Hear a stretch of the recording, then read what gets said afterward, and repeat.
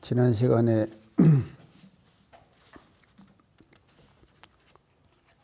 솔성요론에 대해서 같이 공부를 하고 말씀을 드렸습니다. 솔성요론에서 강조드린 것이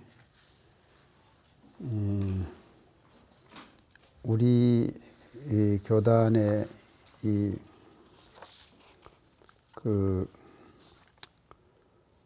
솔성요론은 성리의 아주 적극적인 활용이다. 이제 그렇게 요약해서 말씀드릴 수가 있겠습니다. 우리가 성리 공부를 해야 되지요. 이제 성리 공부를 우리가 하는데 성리 공부를 어떻게 잘할 것인가? 이제 그것은 솔성요론을 우리가 잘 실천하고 솔성요론대로 우리가 실천을 하게 되면은 우리가 성리를 적극적으로 활용할 수 있는 이제 그런 사람이 이제 될 수가 있다. 그렇게 말씀드릴 수가 있겠습니다. 그러면은 이제 오늘은 우리가 이 최초법어에 대해서 이제 같이 공부를 해보도록 이제 그렇게 하겠습니다.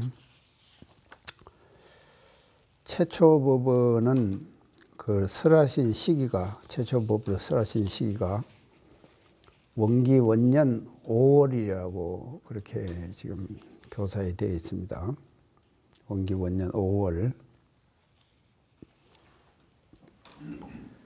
그러니까 원기 원년 5월이면은 그때 설하신 장소는 어딘가 하면은 영산성지의 이시제각이라 그러죠. 이시제각에서 이제 설을 하셨는데 대상은 누군가 하면은 이제 구인제자들에게다가 저축조합을 시작하시면서 그 당시에 시대적 상황과 이런 것들을 사회적 현상을 보시면서 저축조합을 시작하면서 그렇게 이제 구인 제자들을 중심으로 이제 이 최초법을 설하신 걸로 그렇게 되어 있습니다. 부처님의 최초법은 장소가 어디죠? 녹야원이잖아. 녹야원. 이제 부처님은 녹야원에서 최초법을 설하시고 대상은 이제 교진여등 오비구에게 를 대상으로 이제 최초법을 설하시죠. 근데 우리 대종사님은 최초법을 원기 원년에 이제 구인제자들을 중심으로 저축조합을 이제 시작하시면서 그렇게 이제 최초법을 설하셨는데 그 당시에 구인제자를 중심으로 말씀해 주셨던 내용들을 후기에 말이죠. 이걸 잘 정리하고 이렇게 해가지고 이제 최초법이다 이렇게 명명을 해가지고 주신 걸로 그렇게 되어 있습니다. 최초법의 대의를 우리가 한번 살펴보면은요, 대종사님의 시대와 사회에 대한 어떤 관을 이 최초법을 통해서 그러니까 시대관, 사회관이시죠. 대종사님의 시대관, 사회관 이제 이런 것을 최초법을 통해서 이제 설하시게 된다고 볼 수가 있습니다. 그러면 대종사님께서 대각을 이루시고 대오분상에서 말이죠. 깨달음을 이루신 그런 경지에서 이제 이 시대를 보시고 사회를 보시고 앞으로 시대와 사회가 이렇게 될 것이다 하는 것을 예견하시고 설해 주신 내용이 이제 최초법이다. 그래서 법에 대한 그 정의를 제가 예전에 말씀을 드리는데 이제 다 잊어먹었을 거예요. 이제 법원은 무엇인가 하면요. 법문이라고 하는 것은 성현들께서 그 설해 주신 법문은 뭐를 말하는가 하면요. 그 깨달은 자리, 깨달음의 성품 자리에서 말이죠. 그래서 그 자리는 아주 명경같이 아주 고요하고 맑은 그런 자리입니다. 그런 자리에 비춰진 주위의 환경과 어떤 그 사물들 이런 것들이 언어로 표현되는 것, 이게 바로 뭔가 하면은 성현들의 법문이다 이렇게 볼 수가 있거든요. 그래서 마치 제가 물에다 비유를 했습니다. 고요한 물에 말이죠. 기러기가 지나가면 물에 기러기가 딱 비춰져. 그러나 기러기가 지나가고 나면은 그림자가 없잖아요. 그러니까 그런 거와 마찬가지예요. 그래서 저도 이 얘기를 이렇게 하는데 말입니다. 듣는 사람들이 잘 들어주면은 얘기가 솔솔솔솔 잘 나오고, 잘 못 들어주면은 그냥 대충 하고 말고 이제 그렇게 되는 거거든요. 도처는 그런단 말이야. 그런 게 그런지 알고 하여간 우리가 말이죠. 그 상황과 그때의 그 어떤 그 사실들 이것이 그대로 비춰지는 거예요. 대단히 중요한 것입니다. 이것이요. 비춰지는 것이 이제 성현들의 법문이다. 이렇게 볼 때 특히나 이 최초법이기 때문에 말이죠. 최초로 대종사님께서 대각을 이루시고 시대와 사회를 보시니까 이런 시대와 사회가 올 것이라는 것을 예견해 주신 내용이 최초법으로 이렇게 편성되어 있다. 이제 그렇게 볼 수 있겠습니다. 그러면은 대종사님께 보신 그 시대와 사회의 문제점을 그 첫째는요.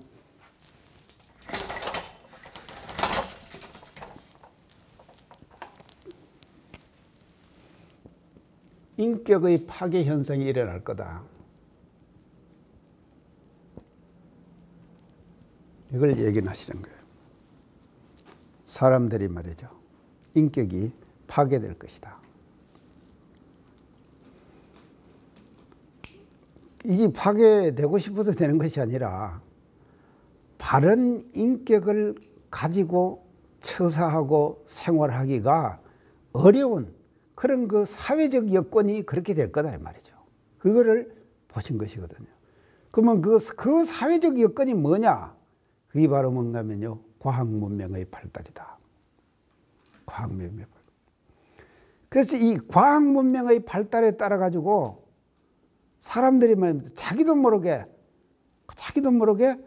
자기 스스로가 갖춰야 되는 건 인격, 이 인격이 말이죠.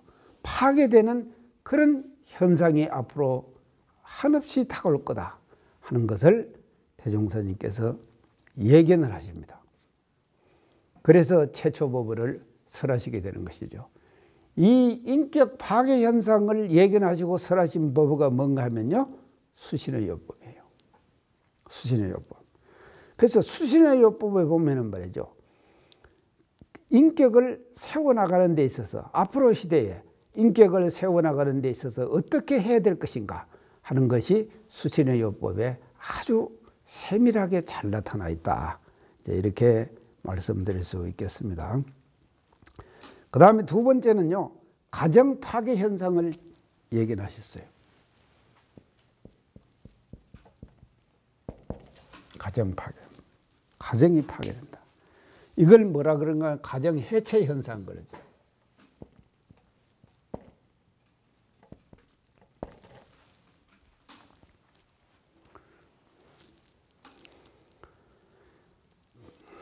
그래서 가족이 모여갖고 의견 교환하기를 주의할 것이 어디에 나옵니까? 그것이? 아니, 제가는 그런데, 제가요법에 의견 교환하기를 그게 나오는 거야. 지금 설송요리나 이런 데서 안 나오나? 그게 지나간 것이라 내가 지금 이제 생각이 안 나. 자, 가정 해체 현상. 그러니까 이것이 말이죠. 지금은 말이죠. 어떤가 하면요. 이 가정이요. 이게 참 예전에는 대가족이 중심이었죠. 아주 청청시야에서 가정교육을 받아서 살아갈 수 있는 그런 그 시대적 상황이었단 말이죠. 대종사님이 이 최초법을 설하시는 그 당시에도 말이죠. 이 대가족 제도는 그대로 유지가 됐어요. 그렇죠? 그대로 유지가 됐단 말이죠. 근데 이것이 이제 뭔가 하면 가정이 계속 뭔가 하면 소단위로 찢어집니다.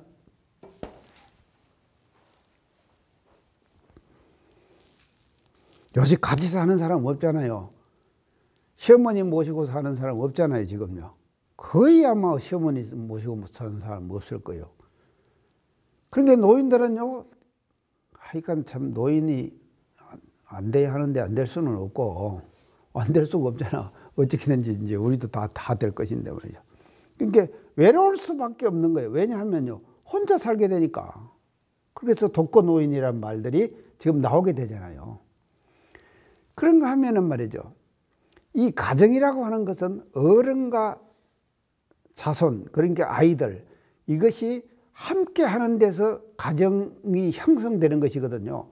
그리고 가정교육의 진정한 가정교육은 말이죠. 어른들과 함께 살면서 어른들의 행하는 바를 보고 자라는 것이 진짜 가정교육이거든요. 근데 이런 가정교육의 현상들이 이것이 뭔가 하면 해체되어 버릴 것이다 하는 것을 예견을 지금 대종사님께서 하십니다. 그래서 이 가정 파괴 현상을 이걸 해결하시기 위해서 대종사님께서 최초법에서 뭐를 설하신가 하면 제가요법을 이제 설하신다. 그렇게 볼 수가 있겠습니다. 그 다음에 이제 마지막으로요, 이 사회의 현상의 파괴, 사회 자체가 파괴된다. 사회가 파괴된다. 이 사회가 파괴된다 이 말은요, 사회가 말이죠.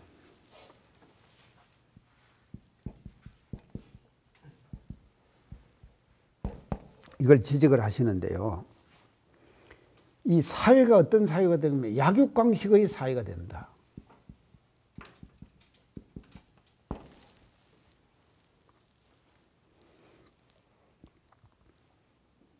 참, 이제 이 지금 사회가요 엄청난 지금 이 문제점이에요. 약육강식.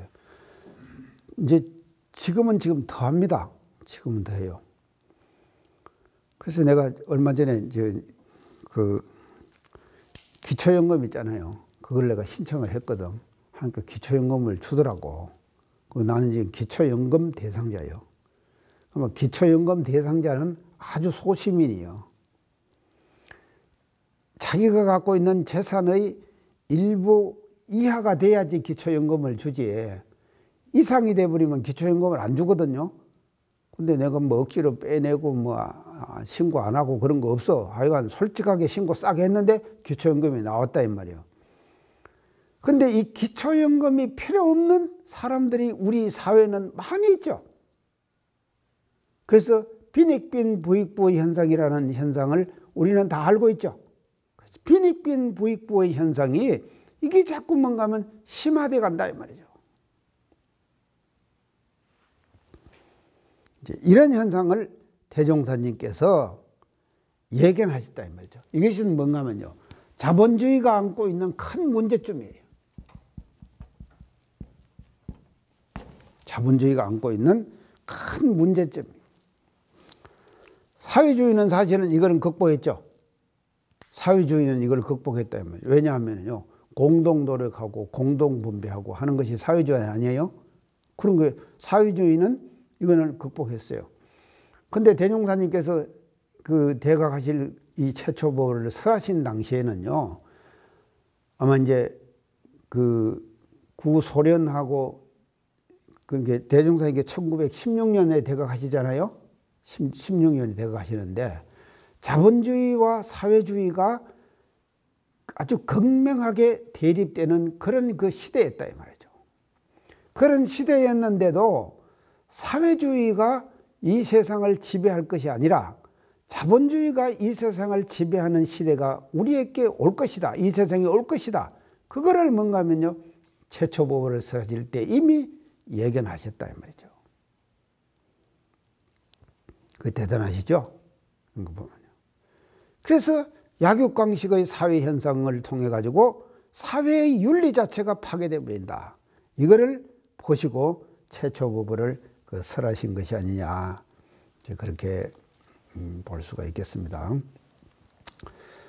대의를 대체로 이렇게 세 가지 정도로 살펴보고요. 그 다음에 이제 두 번째로 는요, 이 대의는요, 첫째는 시대와 사회 간의 표현이고, 이제 두 번째는 낙원세계 건설의 순서와 방법이다. 그렇게 볼 수 있습니다. 낙원세계 건설의 순서와 방법이다. 자, 이제 우리가요, 한번 살펴봅시다. 원불교 교단, 우리가 지금 지향하고 있는, 우리 교단이 지향하고 있는 영원한 목표와 이상은 뭐냐? 그 문헌이 뭐겠냐? 그렇지, 이런 세계 건설이에요. 근데 그거를 다른 말로 하면은 개교 동계에서 뭐라 그런가 하면 광대무량한 낙원세계 그랬죠. 그래서 대종사님은 왜 원불교를 열으신느냐 말이죠. 결론적으로는 말이죠, 원불교를 열으신 그 영원한 목표, 안 되더라도 우리가 그 목표를 해서 가야 되잖아요. 가야 되는데 그 영원한 목표가 뭐냐? 광대무량한 낙원세계다 이 말이죠. 그래서 이 낙원세계라는 것은 지난번에도 말씀드렸지만 현실 세계 속에서의 낙원이에요. 자, 기독교는 뭔가 하면요, 믿으면은 믿은 후에 어디 갑니까? 천국 가죠. 불교는 뭔가 하면요, 서방정토 극락에 왕생한다 그러죠. 그래서 극락왕생 그러죠. 왕생, 극락에 가서 낙으라 이 말 아닙니까? 극락왕생하는 것은 극락에 가서 낙으라. 그래서 그 극락은 말이지 서쪽으로 10만 8천리 떨어져 있는 정토 극락이 있다. 거기에는 누가 주재하느냐? 지난번에 연불법 하면서 아미타불이죠. 아미타불이 주관하는 그런 불국 세계가 있다. 그 세계에 태어나는 것이 그게 뭔가 하면요, 염원이에요. 그런데 우리 대종사님께서는요, 이런 그 사후의 이상세계가 아니라 현실 세계 속에서의 이상세계, 그 이상세계가 바로 뭐냐? 광대무량한 낙원세계다.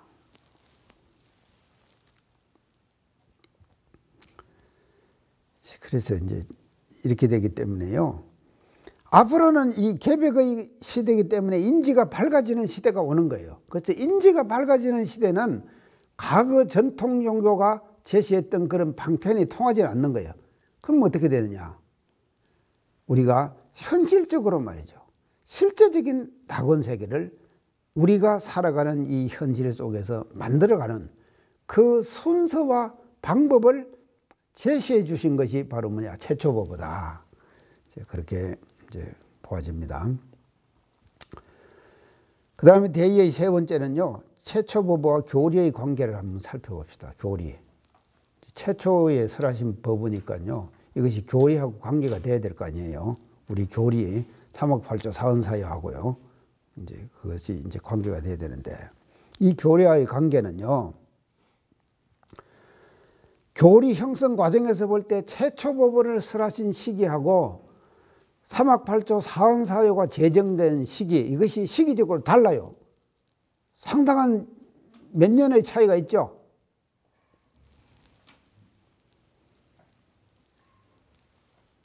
교강 발표가 언제 합니까? 어디서 하십니까? 교강 발표. 복례정사, 정사를 짓기 전에 그 밑에 뭔가 하면 초가가 있었어요. 초가집이 있었어. 그래서 그 초가집에서 교강 발표를 하시는 거예요. 복례정사 들어가셔가지고. 그러니까는 원기 6년 이렇게 되거든요. 근데 최초법을 설하신 시기는 뭔가 하면 원기 원년 아닙니까? 그러니까 6년의 차이가 있는 거예요. 6년의 차이가요. 우리 교리 전체의 교강을 발표하는 것과 최초법을 설하신 시기에는 6년의 시차가 있다 이 말이죠. 그래서 이 6년의 시차가 있는데 우리 교리와 어떻게 관계가 되느냐, 이것을 우리가 극명하게 우리가 정리를 하고 넘어가야 된다 이 말이죠. 자, 그래서 저는 어떻게 생각하는 거면요. 사막의 원형은 어디에 제시되어 있느냐? 수신의 요법에 사막의 원형이 제시되어 있다. 이건 사막이라고 말을 안 붙이세요. 체조법에서는요. 사막이라고 말은 안 붙이시는데 그 사막의 원형, 원래 지향하는 사막의 원형이 말이죠. 체초법에 제시되어 있는 거예요. 수신의 요법에 제시되어 있다. 그 다음에 사은사요는 어디에 제시되어 있는가 하면요. 강약 진화상 요법에 사은사요의 원형이 제시되어 있다. 그래서 사은의 윤리를 가지고 사요의 실천을 통해서 강약을 실제로 우리가 진화시켜 나가자. 이것이 뭔가 하면요. 강약 진화상 요법에 제시되어 있고 그 교강을 말이죠. 원기 6년에 사은에 대한 발표를 하셨지만도 그 원형이 말이죠. 강약 진화상 요법에 그대로 제시되어 있다 하는 것을 이제 우리가 알아야 된다 이 말이죠. 그렇기 때문에 체초법어를 실시하는 이 체초법어에서 이미 말이죠. 사막발조 사은사요의 교리의 원형이 체초법어에 다 나타나 있죠. 이렇게 나타나 있다. 이렇게 체초법어가 그렇게 대단히 중요한 위치를 지금 차지하고 있다 하는 것을 우리가 이걸 통해서 알 수가 있습니다. 자, 그러면은 체초법의 내용으로 이제 들어가 봅시다요. 내용이 첫째는 수신의 요법이죠. 이제 수신의 요법에서 1조는 뭔가 하면요. 수신의 요법의 대체적인 한번 전체적인 윤곽을 한번 봅시다요. 이 체초법의 수신의 요법에서는요. 대종사님의 인격관, 사람됨이 어떻게 돼야 되는가. 요 인격관이 수신의 요법에 제시되어 있다. 그렇게 볼 수가 있습니다. 대종사님의 사람은 이래야 된다 하는 사람이 되는 인격관. 이것이 딱 이제 체초법의 수신의 요법에 지금 제시가 되어 있습니다. 그러면은 그 대종사님의 인격관은 어떤 관이냐? 한마디로 말하면 도학과 과학이 병진되는 인간이어야 한다. 사람이어야 한다.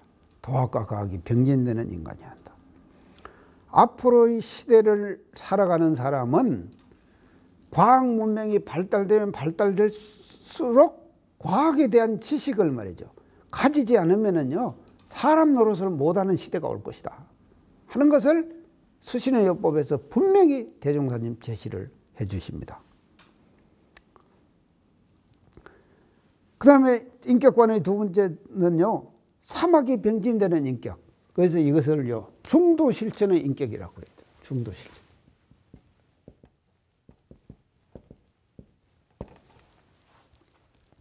이런 인격을 수신의 요법에서 대종사님께서 제시를 하신다 이 말이죠. 자, 그러면은요, 이런 인격관을 이해하기 위해서 서양에 있는 심리학자의 인격관에 대해서 제가 한번 말씀을 드릴게요. 윌리엄 제임스라는 사람이 있어요.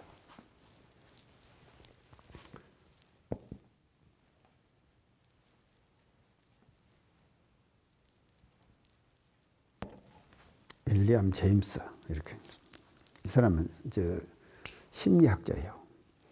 이 사람이 말이죠. 뭘 발표하시는가 하면 자아관을, 자아.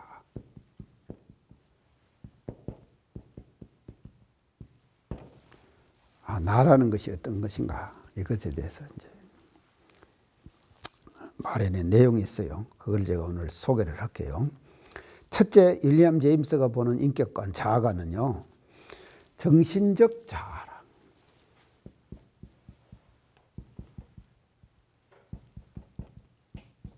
정신적 자아.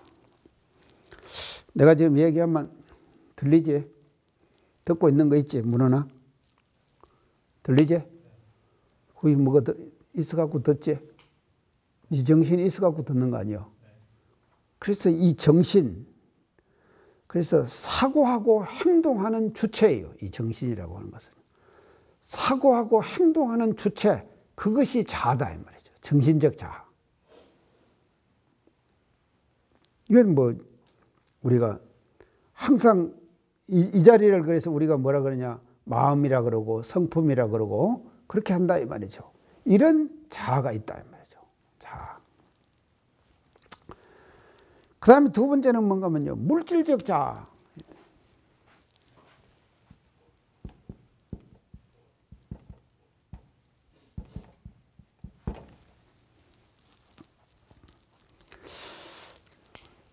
물질적 자아의 제일 첫째는 뭔가 하면 자기 몸이에요.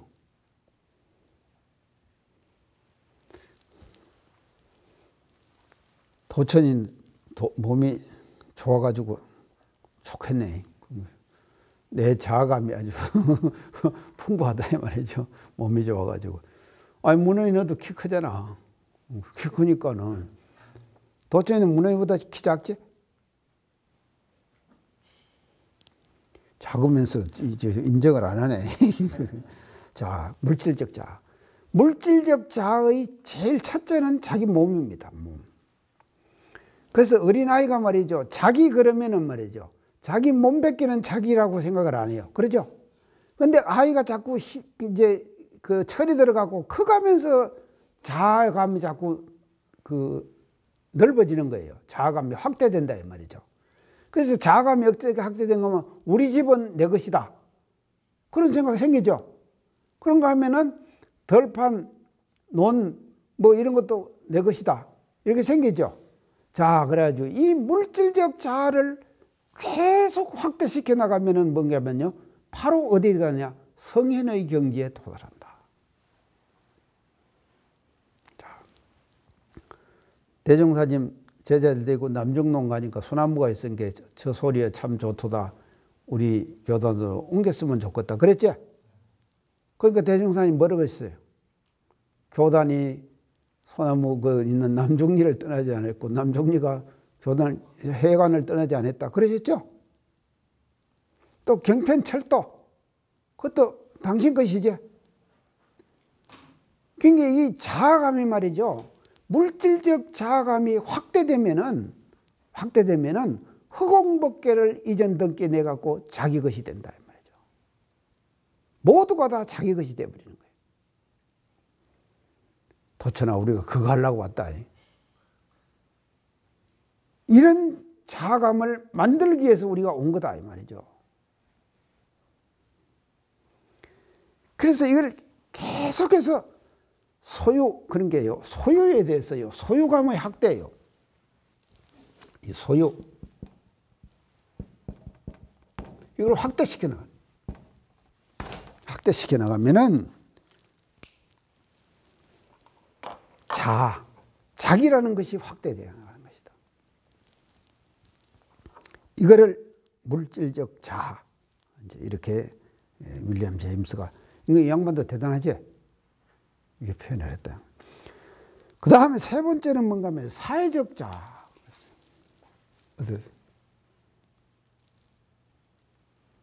물질적, 사회적 자아.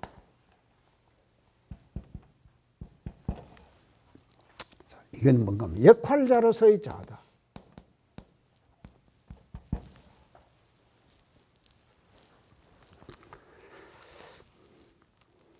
대종아, 너 지금 이제 그 황단장 끝났나? 네. 황단장은 한 번 하고 나면 영원한 황단장이요. 그런 거 아니야? 황단장 하고 나면 영원한 황단장이요. 그게 이대종 그러면은 황단장 도처에는 머리 박혀 있지? 황단장 안 박혀 있어? 박혀 있지. 그런 게 이런단 말이죠. 내가 사감을 했잖아요. 사감을 했던 사람들을 만나면 뭐라 하는지 압니까? 한 번 사감은 영원한 사감이다 그래요. 지금도 그래요. 그러니까 내가 사감의 역할을 했기 때문에 사감이라고 하는 자아감이 우리 주위에 형성되어 있는 거 아니에요? 그러죠? 지난 어제 화요일 날 함양에 있는 부산교구 교도가 함양에 와서 한 분 계시는 분이 있어요. 그걸 찾아갔어요. 내가 하도 오라고 편지를 만리장서같이 써가지고 왔어요. 그래서 이제 함양을 이제 갔다 말입니다. 가서 이제 병곡면 소현리를 찾아가가지고 집에 와서 딱 돼가지고 딱 찾아가니까, 아이고, 교구장님 오셨습니까? 그 양반은 지금도 내가 뭔가 하면 교구장이요. 이게 뭐로 불러야 합니까? 나한테 묻더라고. 아이, 교구장으로 그냥 부르라고 내가 그랬어. 그러니까 한 번 교구장이 돼서 부산교구에서 교구장을 했으니까는 그 양반은 말이지, 나 부를 때마다 교구장이라고 그냥 부르는 거예요. 맞지? 이래서 사회적으로 말이죠. 어떤 역할을 했느냐에 따라서 그 사람의 이미지, 자아감이 형성되는 거다. 사회적 자아 좋죠? 자, 이제 윌리엄 제임스가 이렇게 지금 이 세 가지의 그 자아감을 관할 얘기를 지금 했습니다. 자, 그러면은 우리 대종사님의 인격관을 우리가 한번 살펴봅시다. 대종사님의 인격관은 어떠셨느냐? 첫째는요, 제가 저한테 안정성, 이렇게 안정성, 대종사님의 인격관은요, 안정성.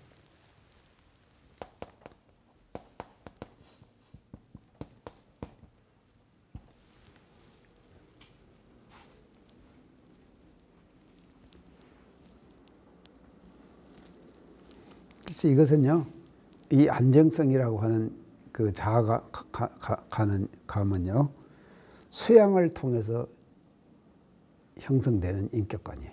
인격의 모습이에요. 안정성, 사람이. 그래서 딱 보면은, 사람을 딱 보면은, 둥둥둥둥 떠는 사람 있죠? 둥둥둥둥 떠는 사람이 있어요. 자기도 보면. 근데 도처에 넌 절대로 떠지 않는다. 절대로 떠지 않아요. 넌 착 가라앉아 있어요, 지금. 안정성이 지금 대단히.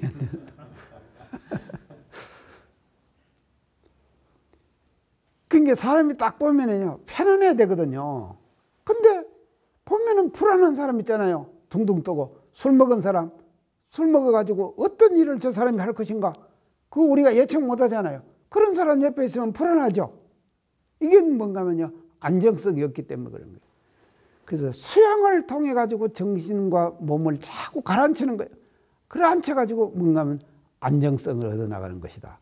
이게 대종사님께서 첫째 인격관으로 제시해 주신 거다. 두 번째는 뭔가 하면요, 명료성, 명료하다.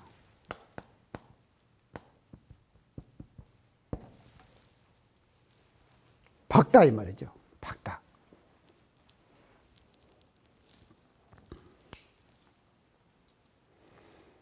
이거는 뭔가 하면요, 판단을 잘하는 거예요.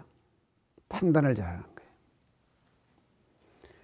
다른 말로 하면은 뭔가 하면요, 대소임의 이치와 시비의 이를 잘 분석하는 거예요. 분석해가지고 판단을 잘하는 거. 그것이 뭔가 명료성이다. 명쾌하다 그러죠? 아, 저 사람 치사는 진짜, 저 사람은 굉장히 명쾌하다. 이런 말 하죠? 그게 명료성이 형성되는 거예요. 이런 명료성은 뭐를 통해서 형성되느냐? 연구를 통해서 형성되는 거다. 그 다음에 세 번째 제가 생각하는 것은, 인격관은요, 역동성이에요.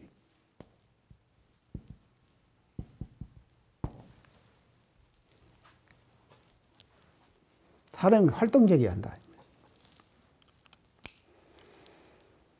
이게 활동적이어지지 않으면요, 사람이 활동성이 떨어지면은 자기의 어떤 그 자아감이라고 할까, 이런 것이 떨어지게 되는 거예요. 활동성과 활동을 통해 가지고 자기 스스로를 외부로 나타내는 거거든요. 외형적으로 나타내는 것은 안정성은 안에서도 내포되어 있고 명료성도 안에 내포되어 있는 거 아닙니까? 근데 역동성이라고 하는 것은 이건 뭔가 하면요, 나의 몸을 통해 가지고 나를 통해서 바깥으로 이게 표현하는 것이거든요. 근데 이 확실한 이런 표현을 통해 가지고 자기 스스로를 나타내는 것이거든요. 그, 야, 도천아, 너는 역동성은 어떠냐? 한번 잘 생각해 보자. 그게 우리가 어떻게 되는가 이걸 잘 생각해 봐야 돼. 그래서요 우리 교단에서 말입니다. 사람들을 평가하고 뭐도 하고 법의사정하고 뭐 이렇게 하잖아요. 모두 법의사정 하는데 거기에 상응하는 실적이 없으면 말이죠. 제대로 평가를 못 받는다. 실적이 없으면 제대로 평가를 못 받는다 말이죠. 그래서 실적이라고 하는 것은 대단히 중요한 거예요. 그래서 대종사님께서는요 절대로 놀고 먹는 폐풍은 없애고 자기가 활동과 실적을 통하고 교단에 공헌해야 된다 말이죠. 그럼 교단에 공헌하는 방법이 뭐냐? 그 근원적 원천이 교단에 공헌하는 근원적 원천이 뭐냐? 역동성이다 말이죠.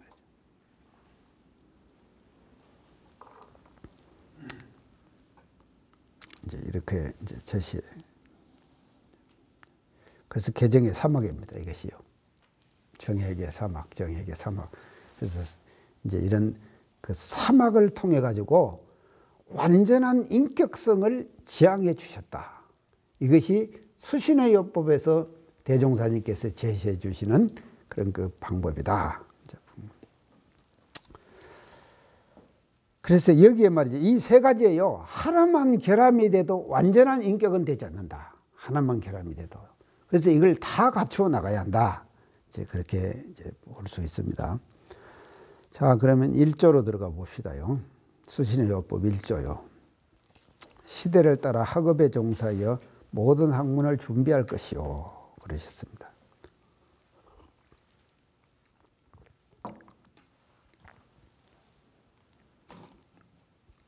참, 이 대목이요. 이 1조가요. 대종사님의 어떤 그 진면목을 우리들에게 보여주신 이 조항이다. 저는 그렇게 생각한다 이 말이죠. 왜 그러냐 하면요. 자, 시대를 따라 학업에 종사해라.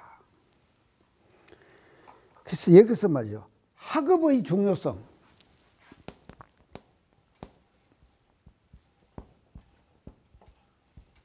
이 대단히 중요한 것이다.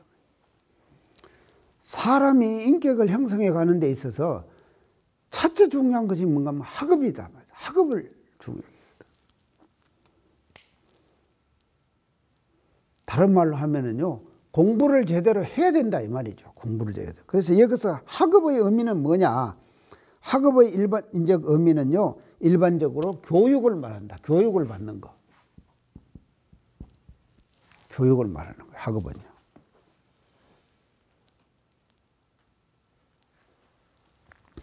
그래서 대종사님은 어떻게 보신가 하면요, 이 교육이라고 하는 것은요, 인격을 향상시키고 그 사회를 진화시키는 데 있어서 가장 기본적 요건이 뭐냐? 그걸 교육으로 보신 것이다. 대종사님. 그래서 교육의 중요성을 수신의 요법 제1조에서 강조를 하십니다. 교육을 받아라. 일반적인 사회적인 시대에 따라서 나타나는 교육을 잘 받아라 이 말이죠. 그것도 꼴찌하거나 이제 이렇게 하지 말고 하여간 중간 이상은 해야지. 중간 이상은 내가 하여간 중간 이상은 우리가 해나가야 된다 이 말이죠. 그런데 이제 여기서 학업을 그렇게 교육을 받아가지고 뭐를 하자는 것인가 하면요. 모든 학문을 준비하라 하셨거든요. 학문을 준비하라. 모든 학문을 준비하라. 그래서 인격 형성의 기본적 지식을 갖추라는 말씀이에요. 기본적 지식을 갖추라. 기본적 지식. 학문을 하라 이 말은요. 기본 지식.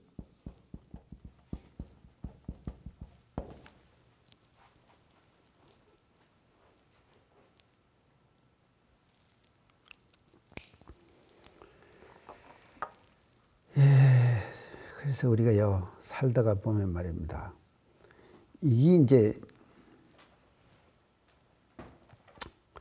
그래서 대종사님은요, 이 수신의 요법 1조에서요, 앞으로는요, 엄청난 학문의 영역, 이런 학문의 영역이 발전할 것을 예견하십니다.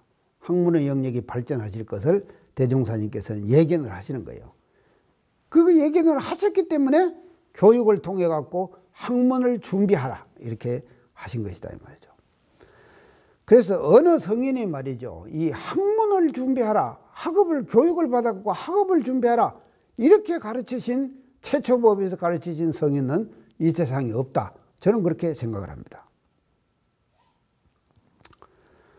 자, 그러면은요, 이 학문과 사막과의 관계를 우리가 한번 살펴봅시다. 그래서 나는 이렇게 생각해요. 이 학문이 사막 공부를 하는데 방해되느냐, 도움되느냐, 도천이 어쩌겠냐? 아, 도움된다. 맞다. 이 명료하네. 지금 이제 확실히 명료하다. 도움된다 이 말이죠. 그래서 학문과 사막은 어떤 관계가 있는가 하면요, 상호 상승작용을 해요.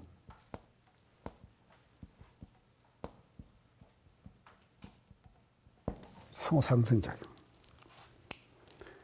그래서 학문을 잘하면은 사막이 잘 추진이 되고, 사막 공부를 잘하면은 학문도 잘하게 되고, 이렇게 상호 상승 관계를 형성하게 되는 것이다. 그래서 이것이 절대로 상쇄 관계가 아니다. 상쇄 관계가 아니다 하는 것을 확실하게 수신의요법 1조에서 제시해 주신다 이 말이죠.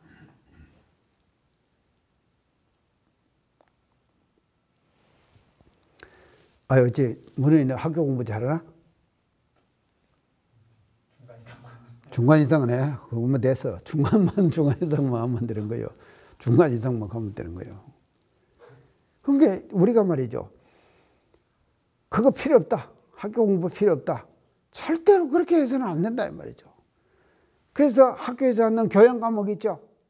교양 과목. 이 교양 과목이라고 하는 것이요, 대단히 중요한 거다. 교양 과목이 바로 뭔가 하면 여기서 말하는 시대를 따라 학업이에요. 학업의 종사라. 교양 과목을 잘 이수해라 이 말이에요. 그 교양 과목을 통해서 기초 지식을 갖추라. 이것이 수신의요법 1조에서 우리들에게 제시해 주시는 대종사님의 수신의요법 1조의 법입니다.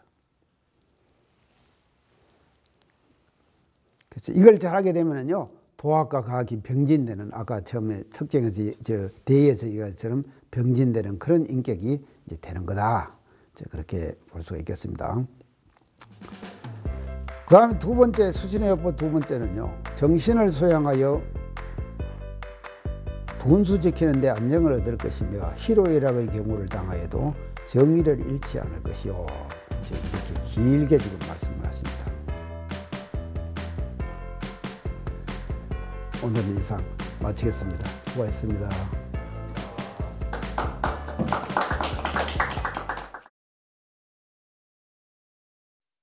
이 프로그램은 여러분의 방송료와 후원금으로 제작됩니다.